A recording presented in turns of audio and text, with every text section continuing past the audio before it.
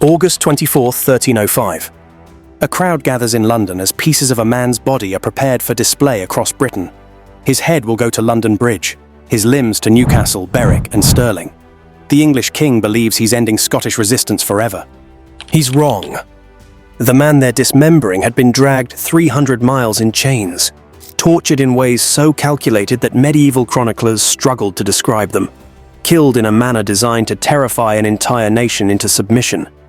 But 9 years later, those same Scots would crush the English army at Bannockburn, screaming the dead man's name. Hollywood gave you blue face paint and a freedom speech, but William Wallace's real death wasn't a moment of glory. It was a message carved into flesh and stretched across Britain. And it wasn't just Wallace who paid.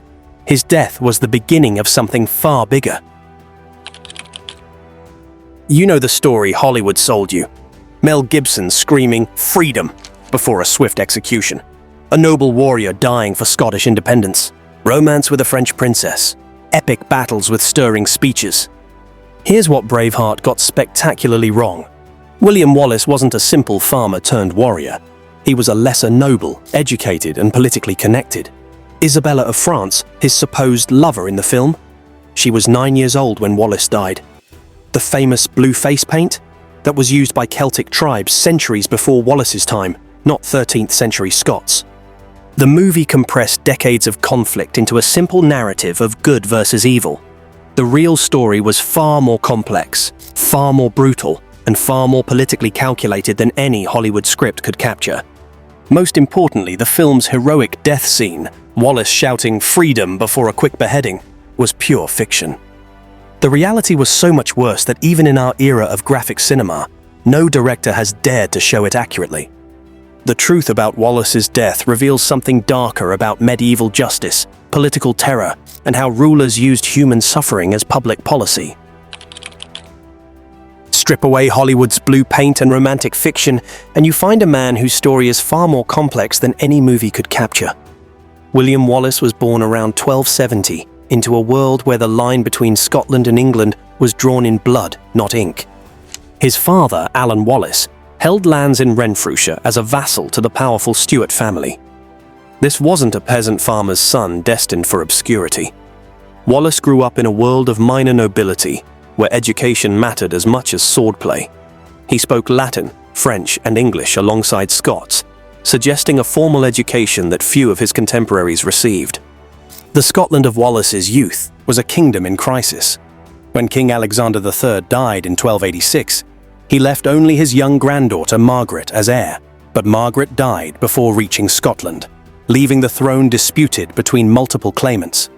The Scottish nobles, unable to resolve the succession themselves, made a fatal decision. They invited Edward I of England to arbitrate. Edward, known as Longshanks for his imposing height and Hammer of the Scots for his ambitions, saw opportunity in Scotland's weakness. He chose John Balliol as king, but only after forcing him to acknowledge English overlordship. Scotland had gained a puppet ruler and lost its independence in a single diplomatic stroke. Young Wallace watched as his country's sovereignty was bargained away by nobles more concerned with their own estates than national freedom. When Edward demanded Scottish troops to fight his wars in France, the humiliation was complete. The king, who had once ruled independently, now served as Edward's military vassal. The breaking point came in 1296 when the Scots, finally recognizing their trap, renounced their allegiance to Edward. His response was swift and brutal. He invaded Scotland, sacked the town of Berwick with particular savagery, and defeated King John's forces at Dunbar. Balliol was stripped of his royal insignia and throne, earning him the nickname Tomb Tabard, empty coat. Edward didn't just conquer Scotland, he systematically humiliated it. The Stone of Destiny, symbol of Scottish kingship for centuries, was carted off to Westminster Abbey. Scottish nobles were forced to sign the Ragman Roll, acknowledging Edward as their overlord. The country that had been independent for centuries was reduced to a mere province of England. But in this moment of national catastrophe, something stirred in William Wallace that would prove more dangerous to Edward than any crowned king. Where the great nobles had bent the knee, this minor lord's son chose a different path. The question that would define his legacy and ultimately lead to his terrible death, was whether this choice came from genuine patriotism or personal ambition. Was Wallace a freedom fighter driven by love of Scotland, or a violent rebel fighting for personal power in the chaos of a collapsed kingdom? The answer would determine not just his fate, but the future of Scottish independence itself. What we know is that by 1297, Wallace had emerged as something Edward I had never encountered, a Scottish leader who refused to play by the rules of medieval politics, where loyalty could be bought, sold, or traded based on personal advantage. This inflexibility would make him both a symbol of resistance and a marked man, whose death Edward would design as a lesson for all future rebels.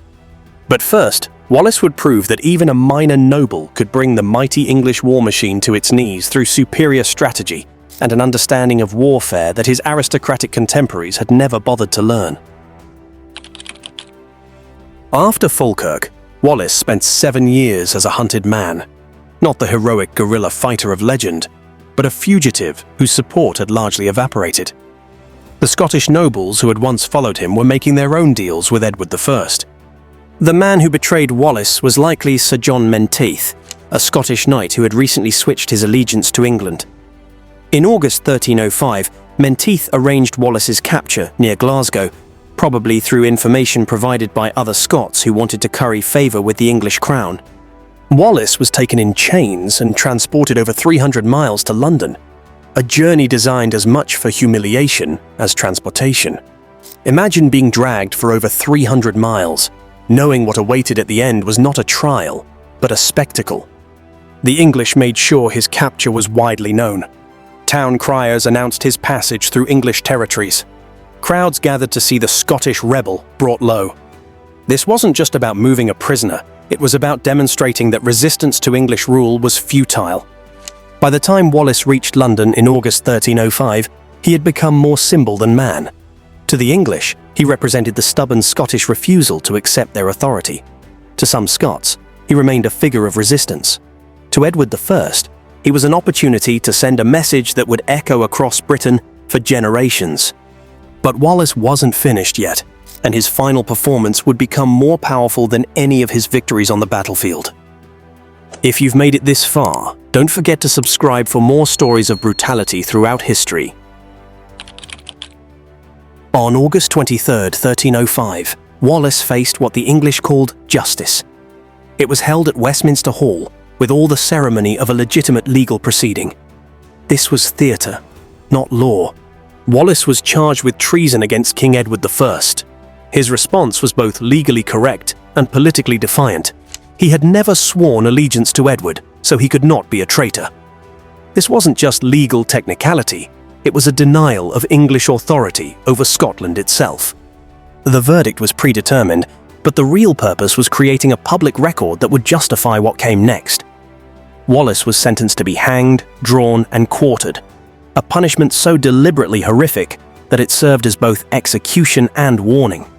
The sentence broke down into 3 calculated stages: hanging, strangled until near death, but deliberately kept alive for what followed; drawing, disemboweled while still conscious, a punishment so extreme, even chroniclers struggled to record it; quartering, his body cut apart and the pieces displayed across Britain as permanent warnings. But what was the point of all this brutality? What message was England really sending? This wasn't about Wallace anymore. It was about every Scot who might consider resistance. Edward I was using Wallace's body as a textbook in political terror, written in blood and displayed across his kingdom. On August 24, 1305, at Smithfield in London, William Wallace became the star of the most calculated piece of political theatre in medieval Britain. According to chroniclers, Wallace maintained his composure throughout the ordeal, refusing to beg for mercy or acknowledge Edward's authority. Whether true or not, this detail became part of his legend, the man who wouldn't break, even when broken. The brutality served multiple purposes beyond Wallace's death. It satisfied the bloodlust of English crowds who saw Scots as rebellious subjects. It demonstrated Edward's power over life and death. Most importantly, it created a spectacle so horrific that the memory would deter future rebellion. After the execution, Wallace's body was divided and displayed across Britain. His head went to London Bridge. His limbs were sent to Newcastle, Berwick and Stirling, the last being particularly symbolic as the site of his greatest victory. Every major town in Scotland and northern England would have a piece of Wallace as a permanent reminder of English power. But Edward I made a critical miscalculation. By trying to make Wallace an example, he instead made him a martyr. Other Scottish leaders faced similar fates in the following years, as Edward attempted to use Wallace's execution as a template for crushing Scottish independence. The message was clear. This is what happens to those who resist English rule. But history had other plans. Wallace's execution was supposed to end Scottish resistance. Instead, it lit a fire that burned for centuries. Just 9 years after Wallace's death, Robert the Bruce, who had once been Edward's ally, led the Scots to their greatest victory at Bannockburn in 1314. The battle cry wasn't about Bruce's claim to the throne, but about avenging the martyrs Edward had created. By trying to erase Wallace, the English made him immortal. The fragments of Wallace's body, meant to be warnings, became shrines. The places where his remains were displayed became pilgrimage sites for those who remembered his defiance. Edward's political theatre had backfired spectacularly. Wallace's name became a rallying cry not just for Scottish independence, but for resistance movements across Europe. His refusal to submit, even under the threat of the most horrible death imaginable, inspired others facing similar choices between submission and suffering. Even centuries later, Wallace's story retained its power. The 1995 film Braveheart, despite its historical inaccuracies, tapped into the same themes that made Wallace dangerous to Edward I: the individual's refusal to accept illegitimate authority, regardless of the consequences. The movie's cultural impact demonstrated that Wallace's real victory wasn't military. It was symbolic. He proved that some ideas cannot be killed, no matter how public or brutal the execution. Wallace's execution wasn't just about killing a man. It was about warning a nation. But history shows, fear doesn't always work. Edward I believed that public brutality would strengthen his authority by demonstrating the cost of resistance. Instead, he created a symbol more powerful than any army. The execution that was supposed to end Scottish independence became the foundation myth for centuries of resistance. This reveals something crucial about authoritarian power. Its strength is often its weakness. Rulers who depend on fear must constantly escalate their brutality to maintain its effectiveness. But each escalation risks creating martyrs, more dangerous than the living rebels they replace. Wallace's death demonstrates the fundamental miscalculation of terror as policy. You cannot kill an idea by killing the person who embodies it. In fact, the more brutal the killing, the more powerful the idea becomes. Modern history is filled with similar examples. Leaders who thought they could crush resistance through public displays of overwhelming force, only to discover that martyrdom can be more powerful than survival. The man who died at Smithfield in 1305 was mortal. The symbol created by his death has proved indestructible. So, did Braveheart soften the truth? Or was the real story simply too brutal for Hollywood to film? The answer reveals something important about how we remember history. Hollywood gave us a heroic death because audiences need heroes. But the real Wallace was more complex and more human, a man who chose the most horrible death imaginable rather than submit to authority he didn't recognize. His true story is more powerful than any movie because it shows what ordinary people can become when they refuse to accept the unacceptable. The blue paint was fiction, but the courage was real. If you believe stories like this shouldn't be forgotten, subscribe.